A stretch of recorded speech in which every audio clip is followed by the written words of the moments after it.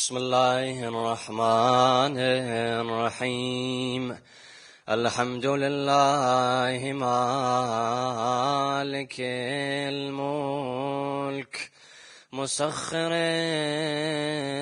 الرياح فالق الإصباح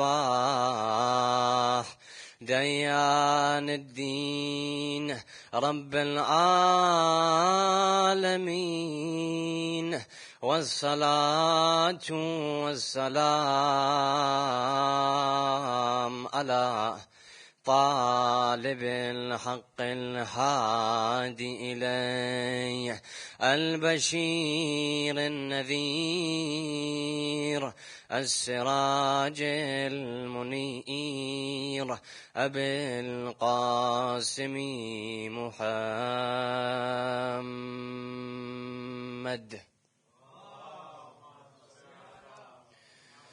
وعلى آل رسوله المختار الأبرار والأتحار، سيما على الحسين المظلوم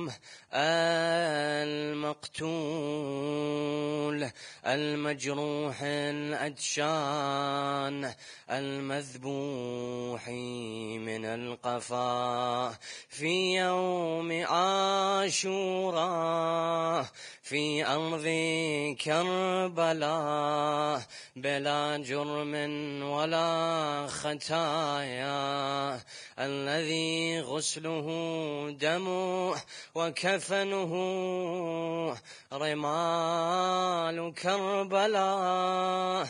السلام عليك يا أبا عبد الله، وأنا الأرواح التي حلت بفنائك،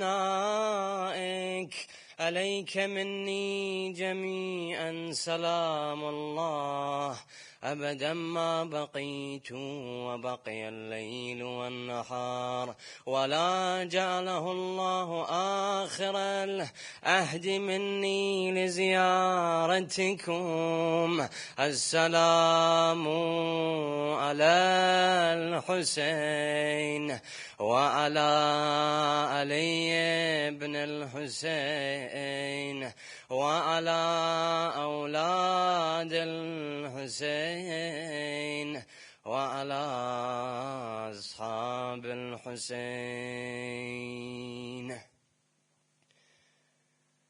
قال الله الحكيم في كتابه الكريم: بسم الله الرحمن الرحيم. سبحان الذي أسرى بعبده ليلا من المسجد الحرام إلى المسجد الأقصى الذي باركنا حوله لنريه من آياتنا. صدق الله العلي العظيم. صلاة.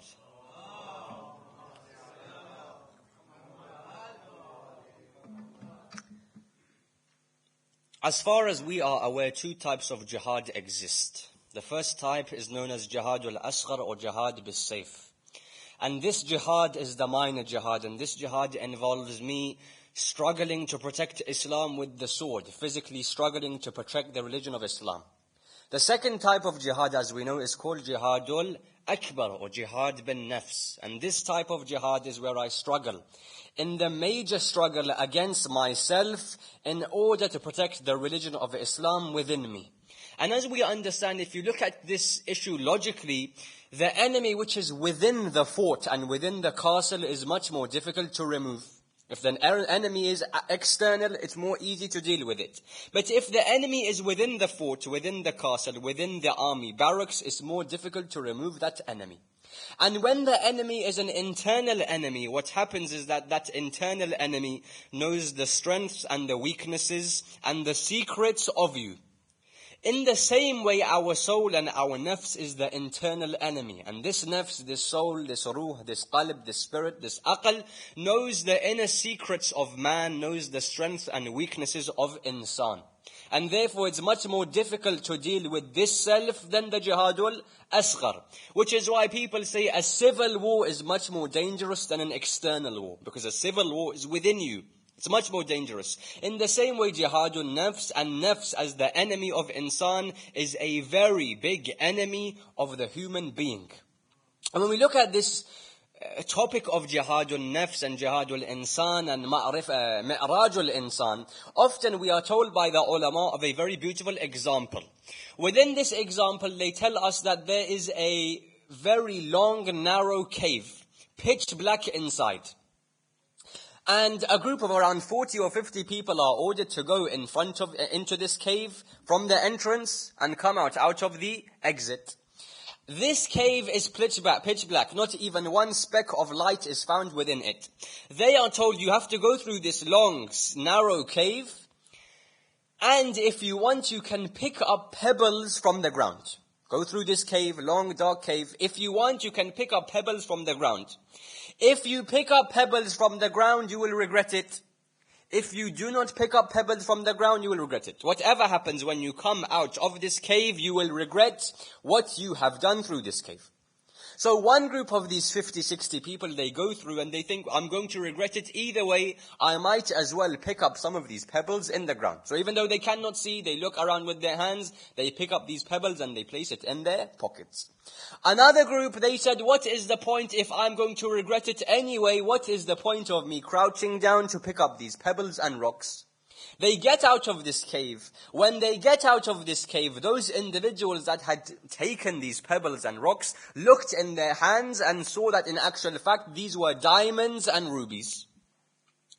The other individuals that did not pick up any, they asked those individuals who had ordered them to go through the cave, why didn't you tell us that these were diamonds and jewels and rubies and precious metals and precious stones? They said, we told you that if you don't pick up any of these gems, you'll regret it. So the other people said, why did you tell us that we would also regret it if we picked up these stones? They said, you will regret when you pick up these stones because you did not pick up enough. You'll wish, I only wish I could pick up more. And the others regretted because they did not pick up any. This is the situation of the human being. That when the human being passes away and Qiyamah is there, the human being will regret not picking up these gems and these diamonds of spiritual purification. And those individuals that purified themselves and picked up these gems, they will regret not purifying themselves even further. Because this is a hierarchical stage of understanding.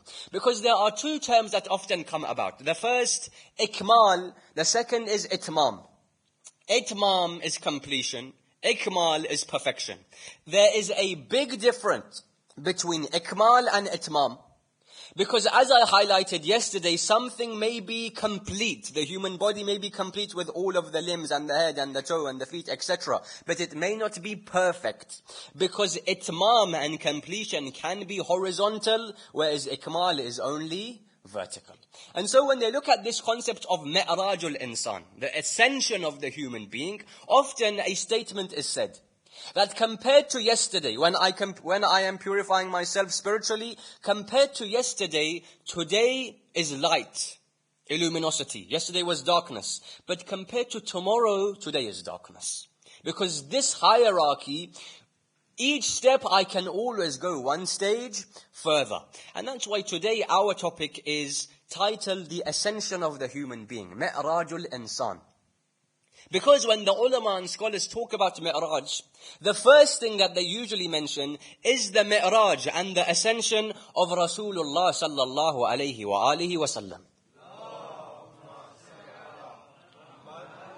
And what the scholars say is that if we want to understand our own mi'raj, how we can reach higher levels within existence, we need to look at the mi'raj of the Holy Prophet to understand the characteristics and the sifat and the qualities of this mi'raj, and then use them for our own ascension. When we say mi'raj, we don't say sitting on Burak, going to the seven heavens. When we say mi'raj, we mean our rising in the chain of existence. Me being more worthy in the eyes of Allah subhanahu wa ta'ala is called mi'raj. Because insan, some individuals will be like animals, others will be like angels. That insan who is like the angel, he has gone through this process of ascension. And so tonight we wish to look at the mi'raj of the Holy Prophet of Islam and the qualities of this mi'raj, and then see what qualities were found within the mi'raj of the Holy Prophet of Islam, which then we can implement into our own lives for our own ascension. Sallu ala Muhammad wa ali Muhammad. As we are aware, 27th Rajab, 12 years after the announcement of the prophethood, the Holy Prophet of Islam sallallahu alaihi wasallam goes on Mi'raj. And the first issue that is often discussed in regards to Mi'raj is the most important issue. And that is, was Mi'raj just the body of the Holy Prophet of Islam or the soul? In other words, when the Holy Prophet of Islam is taken on Mi'raj, was it a dream in the sense that only his soul went on Mi'raj? Or did his body and soul go together on this Mi'raj? Now, of course, many individuals said, no, it was only a true dream of the Holy Prophet of Islam. I ask you one question. I am made up of body and soul. If my soul is completely removed from my body, what does this mean? This means death. When I sleep, yes, my soul travels, but it doesn't move completely. There's a shadow still left. If my soul is removed completely from my body, this is called death. If the Holy Prophet of Islam, it was only his soul which went on the seven heavens, this would mean death of the Holy Prophet of Islam. Secondly, if you say that Mi'raj is a dream, I'll give you an example. Tomorrow I came here, I sat on this minbar and I said, I saw a dream within which I was taken on the seven heavens by Allah. I said this tomorrow. And Allah showed me all of the prophets. So what? You just saw a dream. I could see a dream. Anyone can see a dream like this. The fact that the Quraysh were so worried about this event of Mi'raj shows to us that it could not have been a dream. Because if the Prophet had said, oh, I went on a dream and I saw all of these things, they would say, so what? It was just a dream. The fact that the Quraysh were so worried about this event of Mi'raj shows to us that when the Holy Prophet of Islam is taken to Mi'raj, it was with his physical body. Because when you look at those individuals that say Mi'raj was only a dream, you have two famous narrations. The first narration is from Aisha, the second is from Muawiyah. These two narrations with regards to the Mi'raj being a true dream. Firstly, we say this. Aisha, if she is narrating, Aisha says, I saw the Holy Prophet of Islam throughout the whole night and never did he leave his bed. I asked this question. When did Aisha get married to the Holy Prophet of Islam? Before Hijrah or after Hijrah? After Hijrah. If Aisha gets married with the Holy Prophet of Islam after Hijrah, Mi'raj takes place before Hijrah, what is she doing in the bedroom of the Holy Prophet of Islam? The answer comes, Aisha, you're making up stories, or someone is attributing something to Aisha which is not true. Muawiyah says, Mi'raj was a true dream. Muawiyah. When did Muawiyah become Muslim? 9th year after Hijrah. When did Mi'raj take place? Before Hijrah. So this individual, who at the time was not even Muslim, who was a mushrik, who may even had been in Syria, is saying Mi'raj was a true dream. Therefore, the proof that is given of Mi'raj being a true dream, فَضْرِبُوهُمَا عَلَى الْجِدَارِ, we throw them against the wall. And we understand that this Mi'raj was body and soul together. When the Holy Prophet of Islam sallallahu alayhi wa alihi wa sallam goes on Mi'raj, it is his body and his soul together. And this is the first point of analysis. Because we understand that the body and the soul have a very interesting relationship. There is a very important principle that the traditional scholars state. They say, النفس جسمانية الحدوث روحانية البقاء. In many books you'll find this. النفس جسمانية الحدوث روحانية البقاء. The nafs, the soul, the ruh, the spirit, in order for it to come into existence requires a body. So if there is no body, there will be no soul. Once there is the body, then the soul will be created. Because first Nabi Adam salamullah alayhi's body was formed, then Allah blew the spirit. So the soul will only be present when there is a body. No soul will exist without the body. However, ruhaniyatul baqa, jismaniyatul huduth, ruhaniyatul baqa. Once the soul is in existence, it does not require the body for its existence to continue. I'll give you an example. There is a book. Within this book we say there is ilm. Yes, in books we have knowledge and ilm. This book is completely worn out. I take this book and I throw it into the fire. This book is turned into complete ashes. Complete ashes. Where's the ilm? This book had ilm and knowledge within it. I took this book and I threw it into the fire.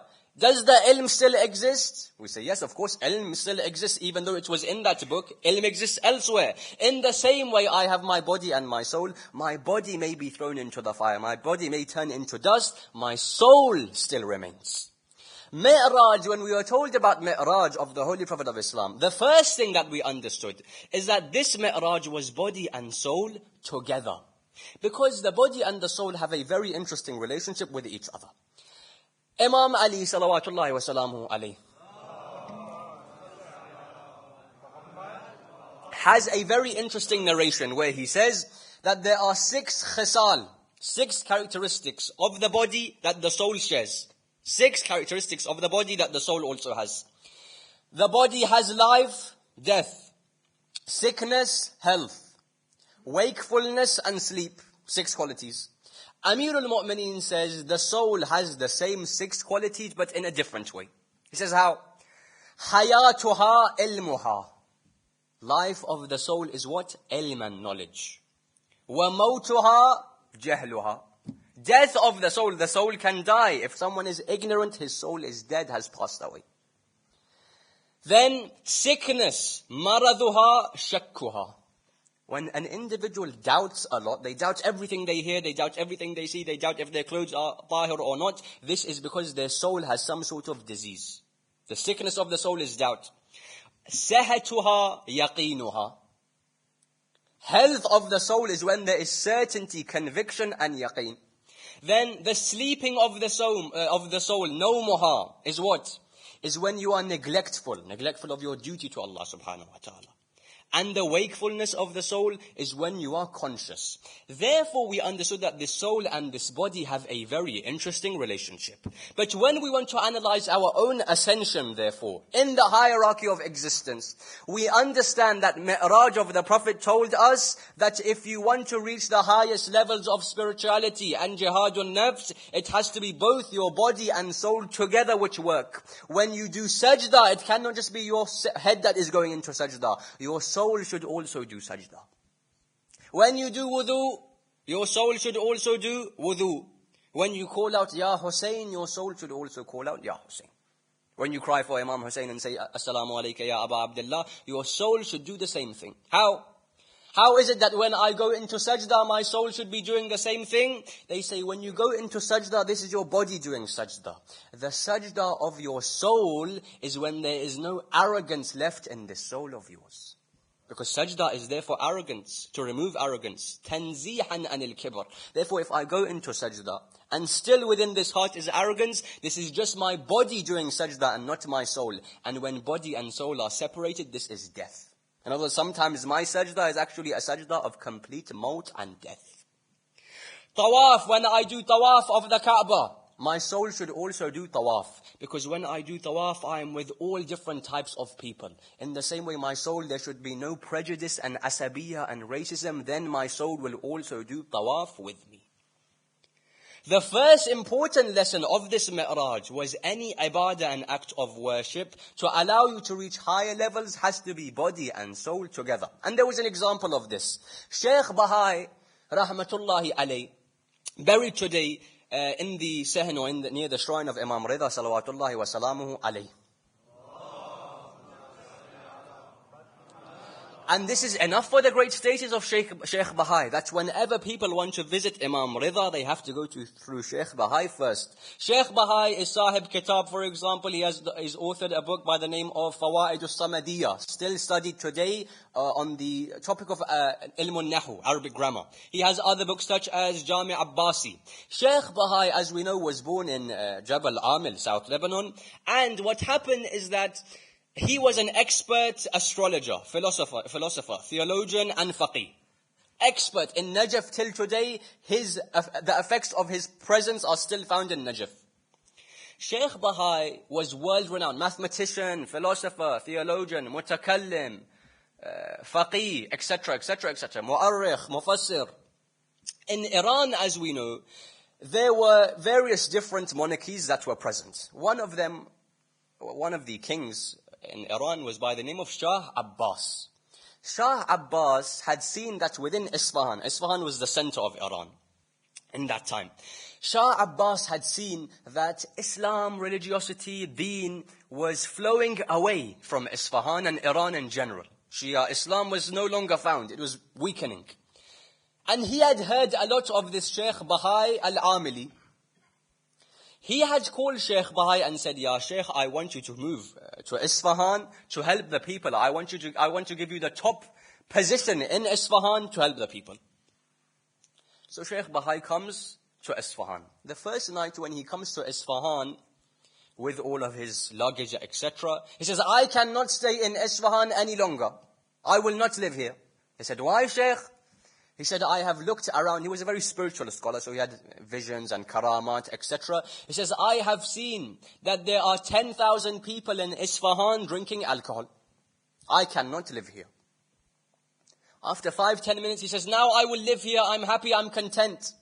I said, 10 minutes ago you said you can't live here. Now you're saying you can live here. He says, yes, I looked again and I saw, for example, 30,000 people doing Salatul Layl. So there are more people that are doing Salatul Layl than are drinking alcohol. So I'll stay here. They say Sheikh Baha'i, of course, was an abid, weeping in front of Allah subhanahu wa ta'ala in the darkness of the night, in Salatul Layl, reading Quran, going into sajda. As I said, sajda, soul and body. Ibadah, soul and body. In Isfahan at the time, there was a great scholar by the name of Mir Baqir Damad. Mir Baqir Damad was a faqih and a jurist. Until today, you find his name in he was the teacher of many great individuals. Mir Baqir Damad, however, was not as well known as Sheikh Baha'i. Sheikh Baha'i was more well known than Mir Baqir Damad. Mir Baqir Damad was the Imam of Jumu'ah in Isfahan, the leader of the prayers. Now, usually when you have two individuals who are at the top of their field, between them there may be jealousy, or hasad, or arrogance, or backbiting. You have two businessmen, both have 50 million turnover. They'll have hasad between each other, backbiting, slandering, etc. Shah Abbas had seen that Mir Baqir Damad, faqih, mujtahid, Sheikh Baha'i, faqih, mujtahid. They're at the top of their field. Maybe there should be some tension between them. Let me test them out, because sometimes you have ulama usu, scholars that are irreligious. So let me see what type of scholars I have been given. So he takes Mir Baqir Damad, Sheikh Baha'i, and himself and a few of his other people, and they go on a horse riding trip in Isfahan, on the outskirts of Isfahan. In this trip, Sheikh Baha'i is on a horse, Mir Baqir Damad on a horse, Shah Abbas on a horse. What happens is that the horse on which Sheikh Baha'i was sitting on was going very fast. So it was right at the front of this caravan. The horse that Mir Baqir Damad was sitting on was going very slow. It was right at the end. In the middle was who? Shah Abbas. So Shah Abbas says, I have perfect opportunity. They are separate. Let me see what they say about each other. So he goes back, he waits for Shah Abbas to catch up, for Mir Baqir Damad. He says, Ya Sayyid, look how irrespectful this Sheikh Baha'i is. He says, what do you mean? He says, you are part of Isfahan. You are the scholar of Isfahan. You are Imam of Jumu'ah. He doesn't even respect you. He has gone so far in front of you. He's not waiting behind to talk to you. Mir Baqir Damad says, Shah Abbas, have some shame. His horse knows what such a great personality he is, which is why his horse is going faster. He says, okay, good reply from Mir Baqir. Says, let me see what Sheikh Baha'i says. So he goes ahead. Ya Sheikh, look how arrogant this Mir Baqir Damad is. You are our guest in Isfahan and he's not even coming to, speeding up to be with you. He's staying right behind. Sheikh Baha'i says, have shame, O Shah Abbas. His horse is going slowly because of the weight of the ilm of Mir Baqir Damad. Shah Abbas gets off, he recites 2 units of prayer, saying, Ya Allah, I thank you for giving me such great scholars. What is the lesson of this story? Sheikh Baha'i was someone that would do sajda in the night, but his sajda was not just the body, his sajda was the soul as well. Mi'raj of Rasulullah sallallahu alayhi wa alihi wa sallam told us that Mi'raj of insan, ascension of man, is body and soul together. Because if the body and soul is separated, this is nothing but death. This is the first thing. The second thing, the ayah of the Quran, Surah Al-Isra, says, Subhanalladhi asra bi'abdihi, laylan min al-masjid al-harami ila al-masjid al-aqsa alladhi barakna hawlahu. Glory be to He who took His servant on Mi'raj. Has Nabi Musa gone on Mi'raj like the Prophet did? No. Has Nabi Adam gone on Mi'raj like Rasulullah? No. Has any other Prophet gone on Mi'raj like the Holy Prophet of Islam? No. This was the greatest event of the life of the Prophet, to show that Muhammad sallallahu alayhi wa sallam is the best of all mankind, Prophet or not. When Allah subhanahu wa ta'ala mentions this in the Quran, does He mention correctly? Subhanalladhi asra binabiyyihi. Subhanalladhi asra bi khatimihi. That's not there. It doesn't say, glory be to He who took His Nabi or Rasul or the last of the prophets, the seal of the prophets. He says, glory be to He who took His Abd. I thought Rasul was higher than Abd. Nabi was higher than Abd. Khatamun Nabiyyin was higher than Abd. Allah says, look again in your salah, what do you say? Ashhadu anna Muhammadan abduhu wa rasul. When Nabi Isa salamullah alayhi was born and he wanted to identify himself, he says, Inni Abdullah atani al-kitab wa ja'alani nabiyya.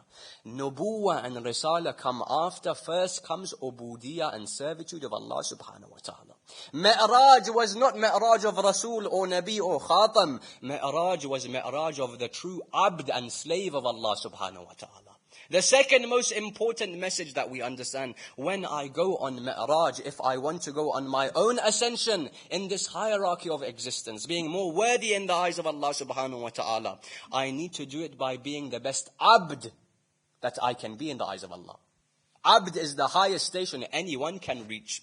For there is a hadith of Imam Ja'far al-Sadiq salamullahi alayhi,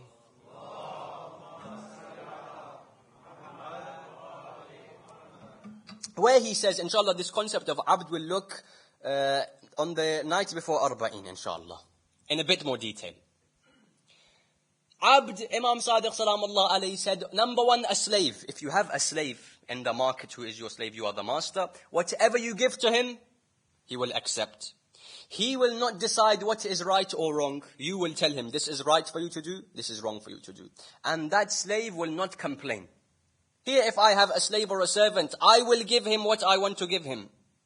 I will tell him what to do, and he will have no control. He will always revert back to me. They say in the same way, the true Abd of Allah subhanahu wa ta'ala is he who says, Ya Allah, whatever you give me, I accept. You, Ya Allah, are the one who will tell me what is right and what is wrong. You, Ya Allah, are the one who will tell me what to do and what not to do. I have no control over this. Now again, for some reason, Sheikh Baha'i has come into this for some reason or the other, coincidentally. Sheikh Baha'i, it is mentioned about, this is the true status of Abd, servant. It is only an Abd that can go on ascension. Sheikh Baha'i, it is said, had a friend who lived on the outskirts of the city, in a very barren area, very few people that live there. So Sheikh Baha'i one day went to visit his friend. As we know, it is mustahab to go to each other's house, bring some food for them, visit each other, visit your friends, etc., etc. So Sheikh Baha'i went to visit this friend of his who lived in a barren, deserted area. And Sheikh Baha'i saw that his house was on a cliff. So he's thinking, I have to go up this cliff. There is no lamppost, there is no torch, complete darkness, pitch black. So Sheikh Baha'i is slowly walking up this cliff, trying to get to this house. His friend is there with him. They're going to the house together. He says, why don't you get a lamp so that I can see where I'm going? Maybe my feet will slip and I will fall off over the cliff and maybe I'll die. Or maybe I will hit a rock or hit something, get injured. This is dangerous. Bring a light so that we can see the path towards your house. So this person says, okay, Sheikh, you wait here. I'll get the lamp. I'll bring it back. Then we'll have this light for you to go up to your house. So he gets this lamp. Of course, it's the old days. It's nothing, not electric torch or anything. An old type of lamp. And normally they would have oil to allow the lamp to light. Now, this person says, I have no oil, but 1 minute. There was a stream or a lake. So he goes to this lake, he takes water, he puts this water into this lamp. Now, if you put the water into the lamp, it should have the opposite effect. He takes water, places it in the lamp, closes the lamp, he says, light. The lamp sets to light. And light illuminates the whole area. Sheikh Bahai says, are you a magician? He says, what do you mean? He says, you took water. Water does the opposite effect. Gets rid of this light. You put water in this lamp. You said light. It set a light. Are you some type of magician? He says, no, Sheikh, I have one quality. Abd, ubudiyah, servitude. I have one quality. He says, what's your quality? He says, whatever happens, I never complain. Whether it is hot or cold, whether the water is hot or cold, sunny, whatever happens, if it is snowing, no matter what happens in my life, I thank Allah and I say, Ya Allah, whatever you do is for my betterment. Never do I complain about anything. Oh, it's cold today. Why did this happen? Why did that happen? I never complain to Allah subhanahu wa ta'ala because He is the master. I'm the slave. The slave never complains to the master. He puts everything he has in the arms of his master. Sheikh Bahai says, okay, I'll try this. So he goes after the meeting, he goes back home. For 40 days he does this. It is cold, it is wet, he misses the bus, metaphorically, whatever. He never complains. Whatever happens, he doesn't complain.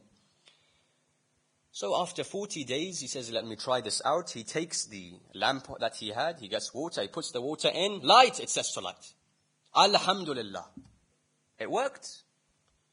Then he leaves the light there, he goes to sleep. When he wakes up for Fajr, he sees that this light is still lighting, luminosity is still there.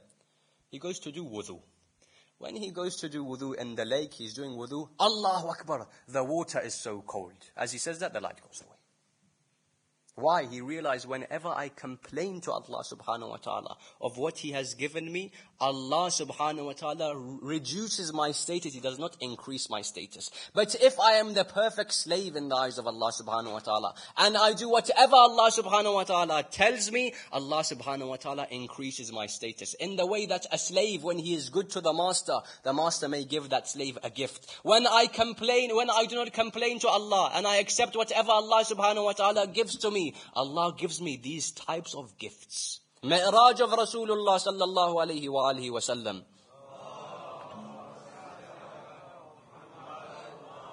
was ascension of the abd, not of the Nabi or the Khatam or anything else. Now there are lots of things that we can speak about of Mi'raj. For example, inshallah, I urge everyone and myself that tonight or whenever you go and you look at Hadith al-Mi'raj. Allama Majlisi in Bihar has mentioned Hadith al-Mi'raj. It is in English as well. Internet or not, it is in the book form. Read Hadith al-Mi'raj and see what the Holy Prophet of Islam says to Allah. And Allah gives him advice and tells him, the best of my servant is this, the worst of my servant is this, the most beloved of my servant is this servant. When he is hungry, I love this. When he is silent, I love this. Whole conversation between Allah and the Holy Prophet of Islam.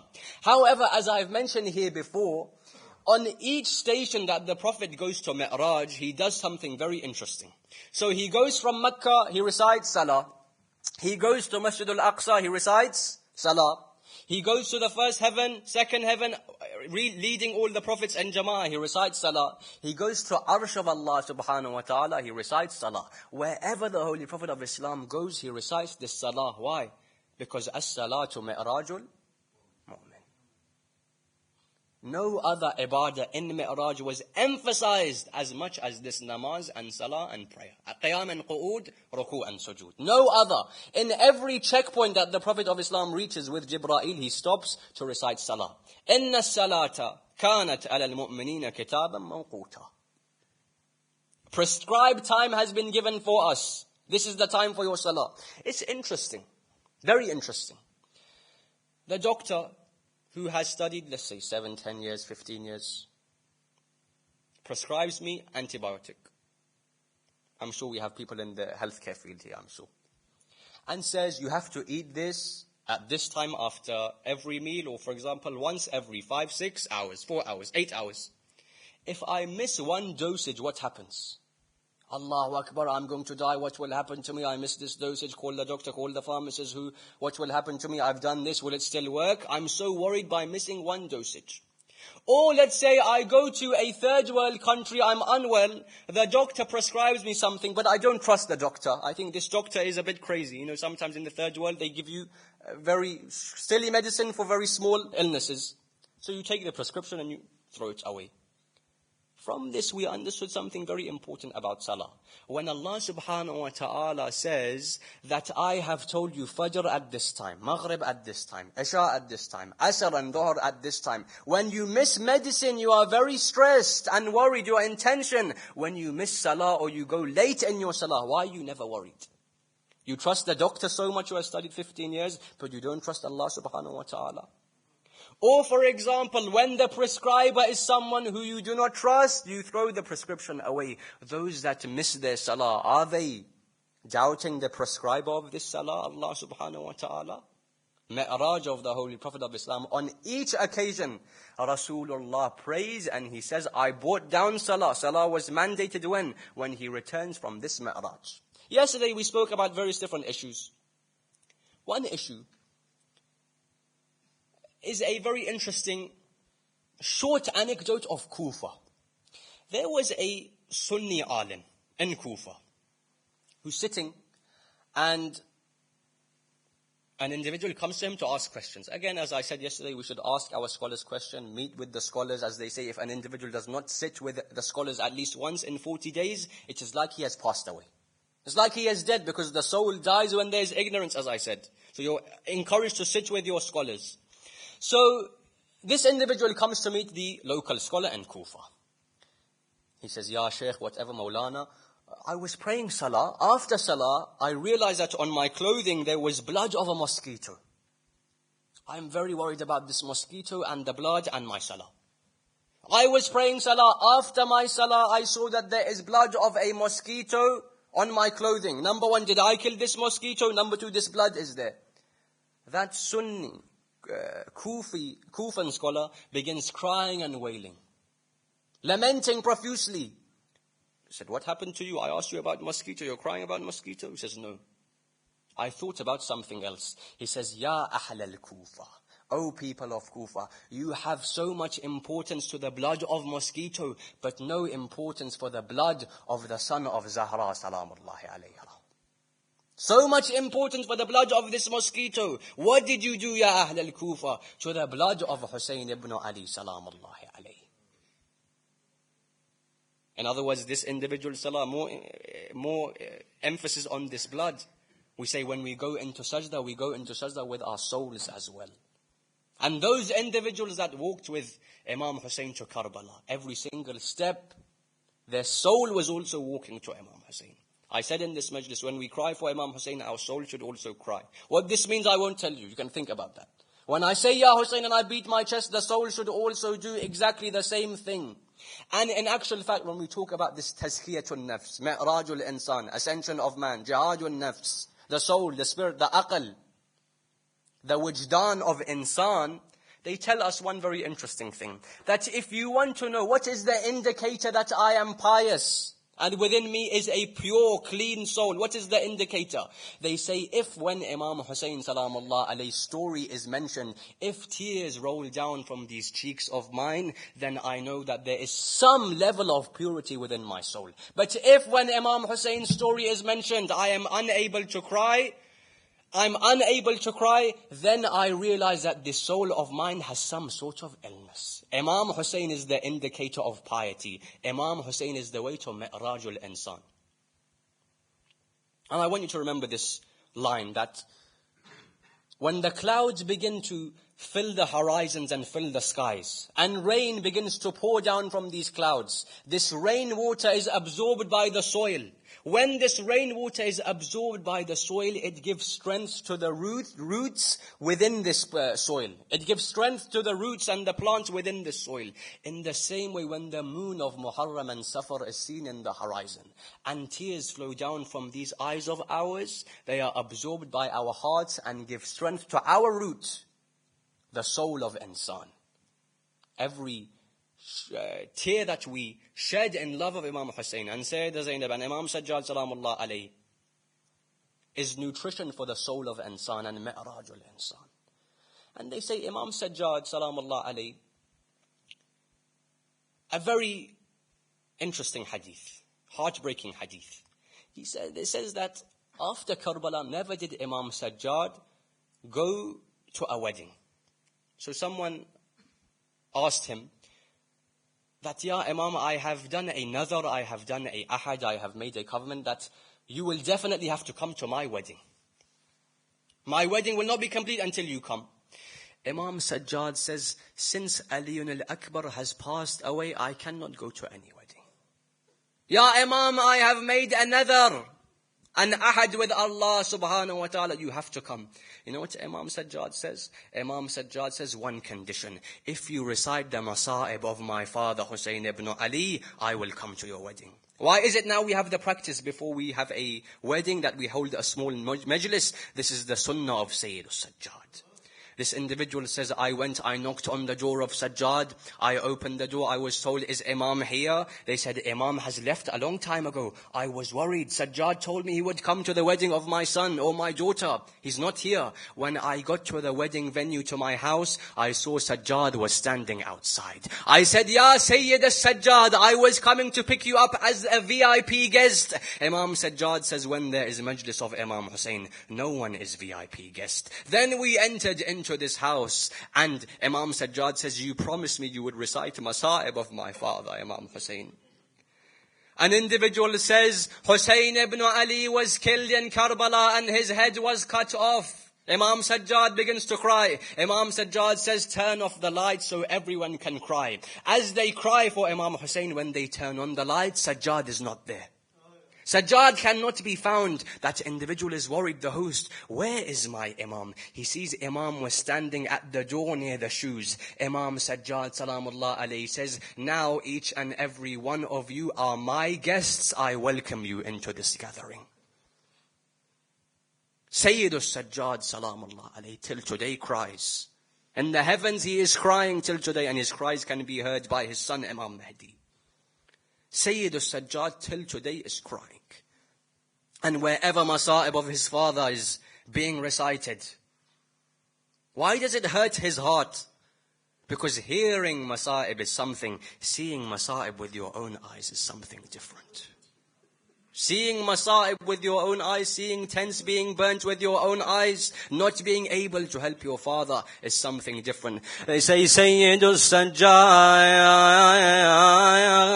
after Karbala, after Kufa and Sham, as he would go in the streets of Medina, the butchers of the town, the butchers of the city, they would make sure that all of the meat hanging in their shops would be covered, because they knew if Sajjad would see the meat of the animal, he would remember his father, Aba Abdullah. One butcher says, "I forgot to put the covering on the meat." Sayyid al-Sajjad was walking across my shop. As he sees the meat, he begins to cry and he says, "Wa Hussein, wa Husayna. He tells the butcher, I have 3 questions for you. The first question is, when you slaughtered this animal, did you slaughter this animal thirsty? The individual says, Ya ibn Rasulullah, of course not, we gave water to this animal before we slaughtered this animal. Then Imam Sajjad says, and when you had the knife in your hand, and this knife was going on the neck of the animal, did you speed up cutting the neck of the animal, or did you slow down slaughtering the neck of the animal? The person recites, of course, Ya Sayyid al-Sajjad, Ya ibn Rasulullah, when we were killing, we made this as short as possible, as quick as possible. Then Sajjad says, and when you were slaughtering this animal,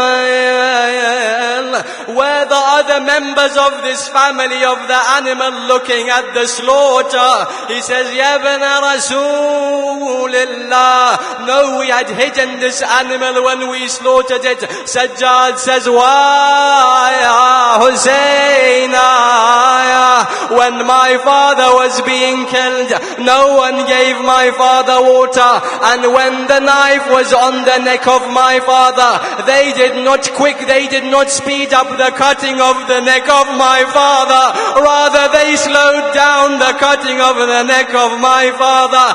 And when my father was being killed, Zainab and Kulthum were watching as my father was killed. Why, Husayna, Husayna? They say, as the caravan of Sayyida Zainab and Sayyida Kulthum and Sayyida Sajjad enter into Medina, the individual by the name of Bashir says, Ya Ahla Yathrib, la maqama lakum biha, qutla Husaynun bi Karbala, ya Ahla Yathrib, la maqama lakum biha, قتل حسين بكربلاء. O people of Medina, where will you live in Medina now? For the king of this city, Hussein ibn Ali, has been killed. As Muhammad ibn Hanafiya hears about the death of his brother, he is an old man, he was an unwell man, he runs to the caravan, he sees an old man holding the flag of the caravan as the head of this caravan. He says, O individual, I have a few questions for you. My first question is, how is the state of Hussein ibn Ali? Aina Hussein ibn Ali? This individual says, oh my uncle, Hussein ibn Ali has been killed. He says, Aina Abbas? Where is Abbas, my brother Abbas? He says, oh my uncle Abbas has been killed. Muhammad ibn Hanafiya falls on the floor. He says, oh individual, but tell me one thing, what happened to the daughters of Ali and Zahra? This individual says, oh my uncle, the daughters of Sayyid al-Zahra were paraded in Kufa and Sham. Rocks were pelted on their faces. He's on the floor crying out. Muhammad ibn Hanafiya says, but oh individual, who are you? Why do you keep calling me uncle? This individual says, oh Muhammad ibn Hanafiya, Ana Ali ibn al-Husayn ibn Ali. Oh my uncle, I am Sajjad. Muhammad ibn Hanafiya says, Sajjad, you are a 24-year-old youth. Why are there now white hairs in your beard? What does Sajjad say other than Asham, Asham, Asham? Sham. When they say the Sajjad is in his last moments of his life, they say he is on the deathbed with his son Imam Baqir. He says, my last wasiyah and will to you, O Baqir, take this body of mine and put it on the floor and put it on the ground. Imam Baqir says, but my father, your body is weak. Why should we put your body on the ground? He says, the body of my father, Hussein ibn Ali, when he was dying, his body was on the ground. Then Imam Baqir begins to hug the chest of Sayyid al-Sajjad. Sajjad cries out, Imam Baqir says, have I hurt you in any way, my father? Imam Sajjad replies, no, I am crying because on my deathbed, my son is on my chest. But on the deathbed of my father, on his chest was Shabbar ibn al-Jawshan. Allah la'natullahi ala القوم الظالمين وسيعلم الذين ظلموا أي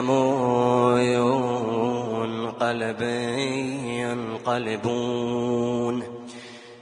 Thursday night we ask with the wasila of Imam Sajjad Salamullah alayhi, all of those that are unwell and in distress. Allahumma salli ala Muhammadin wa ali Muhammad. Bismillahir Rahmanir Rahim. Amma yujibul mudhtarra idha da'ah huwa yakhshifu as-su'.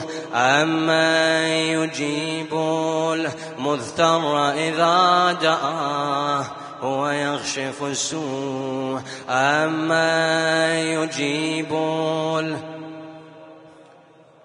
دعاه ويغشف السوء. أما يجيب المضطر إذا دعاه هو يغشف السوء. أما يجيب المضطر إذا دعاه ويغشف السوء. اللهم كن لوليك الحجة ابن الحسن صلواتك عليه وعلى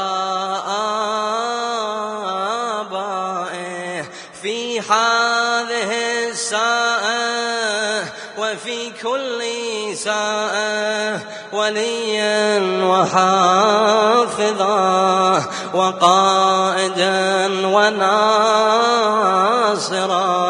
ودليلا وعينا حتى تسكنه أرضك طوعا وتمتعه فيها طويلا برحمتك يا أرحم الراحمين. وصلى اللهم على سيدنا ونبينا محمد وآله وسلم تسليما.